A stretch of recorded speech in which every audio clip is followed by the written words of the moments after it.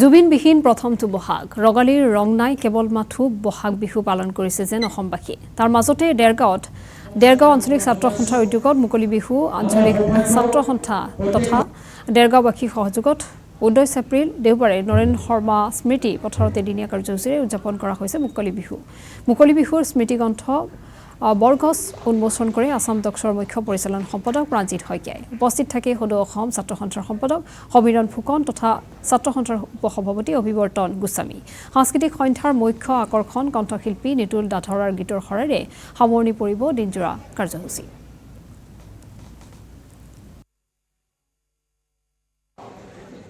বৰগছ যিখন স্মৃতিগ্ৰন্থ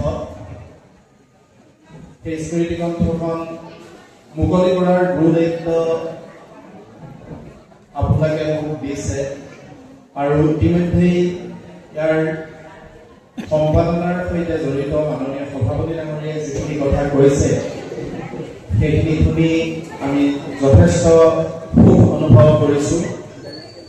সাধাৰণতে প্ৰতিখন স্মৃতিগ্ৰন্থৰেই একো একোটা নিৰ্দিষ্ট কাহিনী থাকে, এটা অনুষ্ঠানক প্ৰতিনিধিত্ব কৰে, এটা অঞ্চলক প্ৰতিনিধিত্ব কৰে, এটা অঞ্চল এটা অনুষ্ঠানৰ সাহিত্য সংস্কৃতি তাৰ ইতিহাস তাৰ সম্ভাৱনা স্মৃতিগ্ৰন্থবিলাকৰ প্ৰতিফলিত হয় আৰু তাৰ সম্পাদনাৰ সৈতে জড়িত ব্যক্তিসকল যেতিয়া অধিক দায়বদ্ধ হয় তেতিয়া বৰগছৰ দৰে এখন স্মৃতিগ্ৰন্থৰ সৃষ্টি হয়।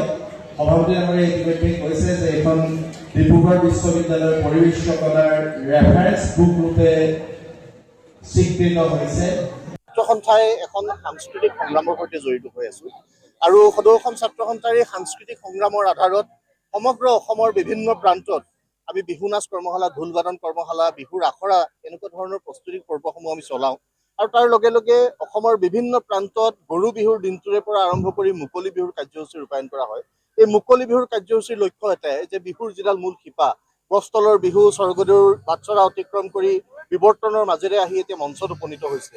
এই বিহুৰ যিটো প্ৰকৃত ধাৰা, যিটো পুৰাতন ঐতিহ্য, সেই ঐতিহ্যৰ সৈতে নতুন পুৰুষ চিনাকি হ'ব লাগিব আৰু নতুন পুৰুষক এই প্ৰক্ৰিয়াটোৰ সৈতে চিনাকি কৰি দিয়াৰ লক্ষ্যৰে মুকলি বিহুসমূহ আমি অনুষ্ঠিত কৰিছোঁ। আজি দেৰগাঁও আঞ্চলিক ছাত্ৰ সন্থাৰ মুকলি বিহু অনুষ্ঠিত হৈছে, ইয়াত অংশগ্ৰহণ কৰিছোঁ। যদিও এই বহাগ কিছু পৃথক, এই বহাগত প্ৰথমটি বহাগ আমাৰ প্ৰাণৰ শিল্পী জুবিন গাৰ্গ অবিহনে ৰাইজৰ উৎসাহ উদ্দীপনা আগতকৈ যথেষ্ট কম, তথাপিও আমি সকলো আহিছোঁ, বহাগ আমি উদযাপন কৰিব লাগিবই। বহাগে লৈ অহা অসমীয়া নতুন বছৰ, এই বছৰটো সকলোৰে বাবে ভাল হ'ব লাগিব। অসমীয়া জাতিটোৱে সকলো জাতি জনগোষ্ঠী জনজাতি ধৰ্মাৱলম্বী লোকৰ সৈতে গঠিত। এই জাতিটোৱে যাতে শক্তিশালী ৰূপত নিজৰ বিজয় নিচান অনাদি অনন্ত কালৰ বাবে বিশ্বৰ বুকুত উৰুৱাই ৰাখিব পাৰে, সেই পৰিকল্পনাবোৰ আমাক লাগিব। এৰি অহা দিনবিলাকত আমি কথা বতৰা বহু আলোচনা কৰিলোঁ, আমাৰ ভাষণ প্ৰক্ৰিয়া বিভিন্ন সময়ত চলি গ'ল। এতিয়া কাম কৰাৰ সময়, প্ৰেক্টিকেলি আমি ফিল্ডত থাকি কি কাম কৰিলে জাতিটোক কৰ্মমুখী কৰি তুলিব পাৰোঁ, ছাত্ৰ ছাত্ৰীসকলক সুৰক্ষিত শৈক্ষিক ভৱিষ্যত নিশ্চিত কৰিব পাৰোঁ, নিবনুৱাসকলক অৰ্থনৈতিকভাৱে স্বাৱলম্বী কৰি তুলিব পাৰোঁ, সেই কথাবোৰ পাতিব লাগিব। তাৰ লগে লগে ভাষাটো সুৰক্ষিত হৈ থাকিব লাগিব। মাতৃভাষাৰ মাধ্যমৰ বিদ্যালয়সমূহ কিয় বন্ধ হৈছে বিষয়টো চোৱা চিতা কৰিব লাগিব। এই গোটেই বিষয়বোৰৰ সৈতে সম্পৃক্ত হৈ জাতিটোৱে আহিব লগা দিনৰ ৰূপৰেখা অংকন কৰিব লাগিব আৰু সেই ৰূপৰেখাৰে সৈতে জাতিটো শক্তিশালীভাৱে আগুৱাব লাগিব। এই সংকল্প এই বহাগত সকলোকে ল'বৰ কাৰণে আহ্বান জনাইছোঁ। এটা সময়ত বিদেশী আমাক চেপিলে, এতিয়া বহিৰাগত অগ্ৰাসনে আমাক চেপিছে। অন্তৰ্দেশীয় প্ৰব্ৰজনকাৰীসকলকো আমি সকীয়াই দিব খোজোঁ।